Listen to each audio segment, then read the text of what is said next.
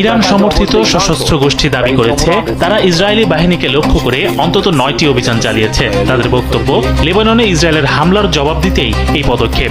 এর ফলে নতুন করে উত্তেজনা ছড়িয়ে পড়েছে পুরো অঞ্চলে। সশস্ত্র গোষ্ঠী জানায় কিছু হামলা হয়েছে লেবাননের ভেতরে থাকা ইসরায়েলি সেনাদের ওপর, আবার কিছু আক্রমণ চালানো হয়েছে উত্তর ইসরায়েলে। অন্যদিকে ইসরায়েল বলছে নিজেদের নিরাপত্তার জন্যই তারা লেবাননে সামরিক অভিযান চালিয়ে যাচ্ছে। এদিকে দক্ষিণ লেবাননের নাবাতিহ ও সিডন এলাকায় ইসরায়েলি বিমান হামলায় অন্তত 12 জন নিহত হয়েছেন। নিহতদের মধ্যে নারী ও শিশুও রয়েছে। আহত হয়েছেন আরো অনেকে। লেবাননের রাজনৈতিক নেতারা বলছেন হামলা চলতে থাকলে শান্তি আলোচনা সম্ভব নয়। বিশ্লেষকদের মতে এই পরিস্থিতি বড় ধরনের আঞ্চলিক সংঘাতের ইঙ্গিত দিতে পারে।